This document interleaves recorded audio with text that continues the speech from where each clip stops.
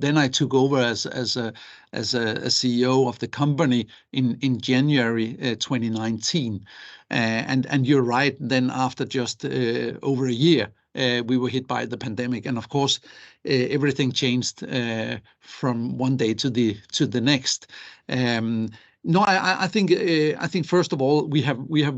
It was a tough journey, and 2 years of pandemic, like a roller coaster ride. The society opened up, and then it locked down again, and everything changed.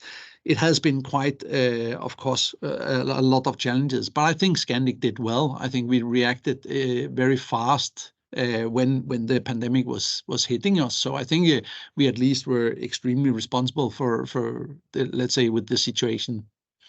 Were there any criteria about the pandemic which was specific to the Nordics and Scandinavia, or in smaller populations, very outdoors type people, of course, certainly when the sun comes out? Was there any kind of differing factor, or were you, from a business viewpoint, I mean, it was a global problem and you were sucked into that global lack of demand and all the other things that went with the pandemic?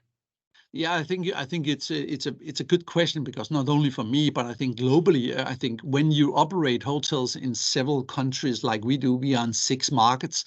I think the biggest challenge was actually that it is 6 different countries with 6 different, let's say, approaches to the pandemic. So certain countries were closing down the society and kind of full stop, and other markets, they tried to keep everything open, but was of course having restrictions and doing different paths to try to take it through. But overall, I think the biggest challenge was actually that it was such a different, let's say, a challenge market by market, which you needed to adapt to. So you cannot kind of work with one communication to all of the organization. And when you have, like we did, 20,000 team members in 6 countries, and you need to handle that, then that was a challenge. And your hotels are mainly, if I'm correct, they're mainly leases, aren't they? You don't own. Yeah. Yes, indeed. And also this leads to more problems when the market, when performance or travel demand is opened up, Exactly. in the last 6 months, because obviously in Europe you have to open anywhere up to 50 different markets if you Exactly. have. I mean, you said you're in 6, so that was a challenge as well. Yeah, you can say we are in 6 different countries, but we have more than 270 hotels, and nearly 60,000 hotel rooms, in these different cities and markets. And of course, it was a challenge, especially when re-employing so many people after the pandemic. We employed approximately 10,000 people in less than a year when we ramped up again after pandemic, and that was of course a challenge, not only for us, because everybody was ramping up again, everybody was hiring again, and we couldn't kind of re-employ all the staff we had before. So this was a mix of both re-employing people from before, but also finding new people and new team members, and bringing them on board and up to speed with our operational model.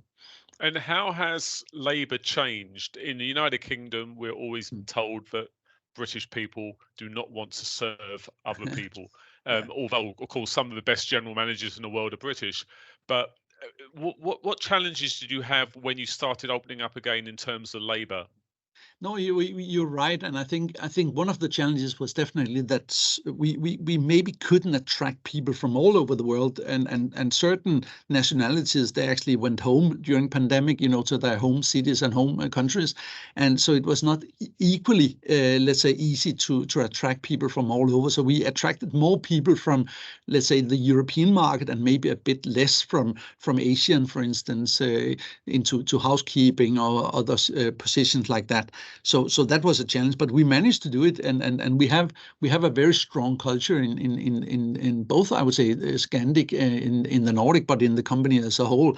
So we are well known for being a very good employer, and thereby it was maybe a bit more easy for us to attract people, because everybody wanted to have like a safe harbor to come to, and Scandic was that for many people.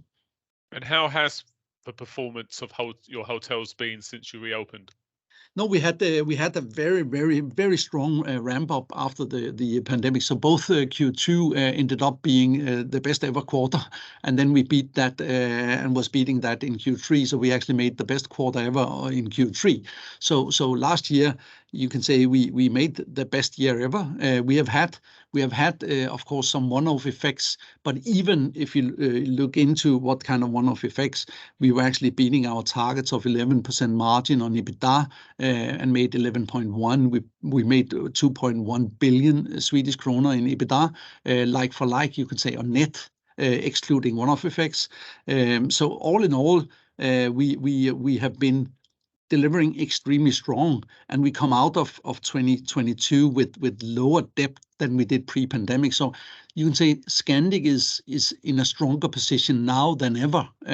So even just 1 year after pandemic, we are in a very strong position right now. And demand was fueled by domestic within your markets, or a regional across the Scandinavian countries? Yeah, absolutely. I think we have a very strong domestic demand right now, which is above pre-pandemic levels. But also the inter-Nordic and the inter-European market is solid and very stable. What we are lacking is some of the intercontinental and long-haul business, mainly from Asia, because actually US market is back into Europe, but we are lacking, as you also know, but we are lacking still some of the Asian business. It's picking up since China's has opened up, but are far from pre-pandemic levels when you look at the Chinese market. But that is also a smaller part of our business in the Nordics. So we are more dependent on the inter-Nordic and European business than we are on the long-haul business. And in terms of growth and pipeline, that's you got good numbers?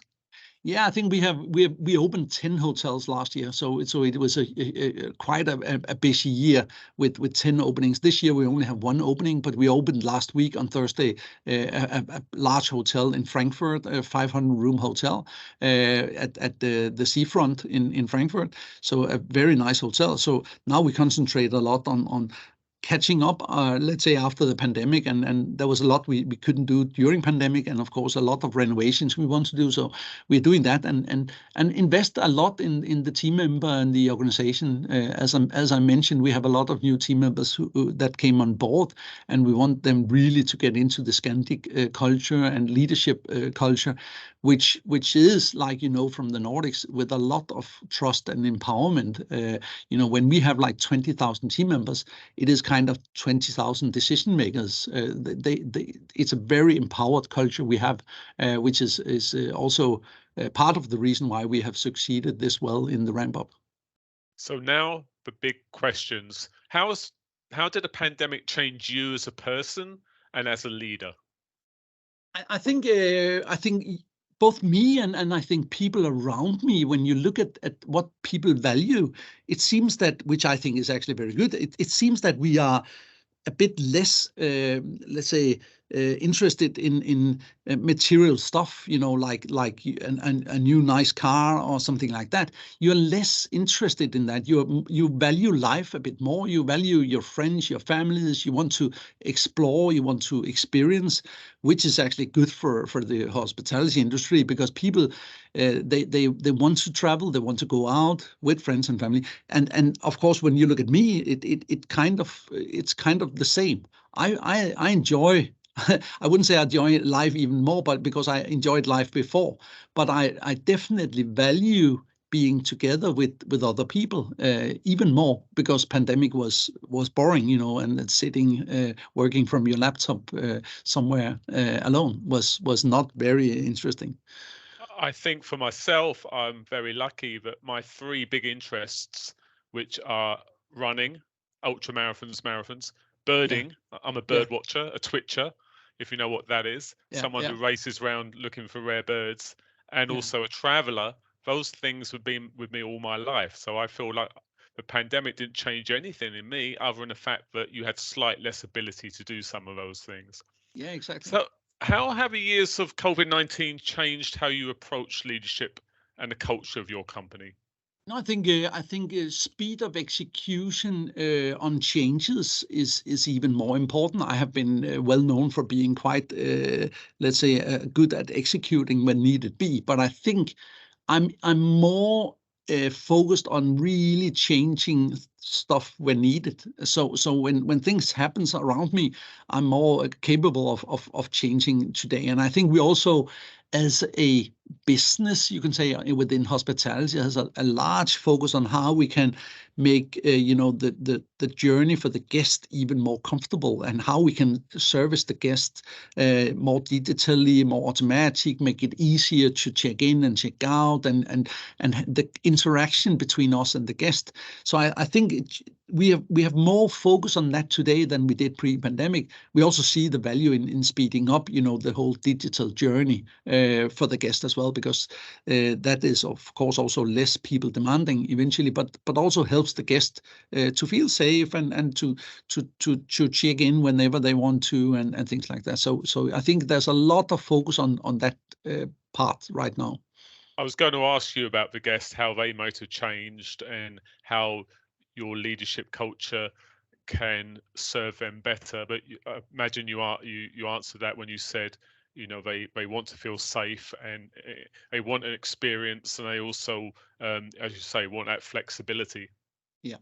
And that's what we're here for. When we all say we are hosts for our guests, and everything we do is to service our guests and make sure that their stay with Scandic is as good and best as it can ever be. So all of us are here to really make sure that the guests are having a fantastic stay with us, and that's the whole thing. That's really what we focus on. So and that's also why I mentioned about how we work with the leadership, because there's a lot of, when we work so much with trust and empowerment with the team members, the let's say result of doing that in a very efficient way, it is actually leading to all individuals feeling safe around their position, and they are much more bold in the way they act in versus the guest, and they dare to take decisions for the guest, and secure that the guest. So we are much more flexible when people dare to be flexible, and so a lot lies in I think in the way we do that, and we have a lot of discussions on how we can make sure that all guests really not only feel welcome, but they feel that we are here to service them.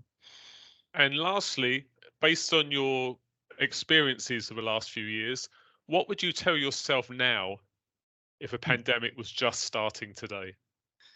I think definitely we were lucky that we didn't know how long it would last when it started, because I think a lot of us, I think a lot of the people around me as well would maybe not have had all this energy all the way through if you knew that this was like a 2 years up and down roller coaster ride. So if I knew that this pandemic started, I'm not sure we would do a lot differently, because I think we actually acted extremely right and fast. We made the necessary decisions. We were one of the first companies who did a new rights issue. We made new bank agreements. We had interactions with the governments. We had interactions with the landlords, and we found solution with everybody.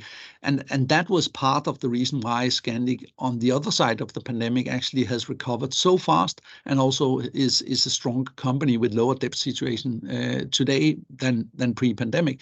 So we have a much better, you can say, position today. And if I knew it was going to last 2 years, then I don't know if we would have done much differently, but at least we kept up the spirit throughout 2 years, and hopefully we don't need to do that again.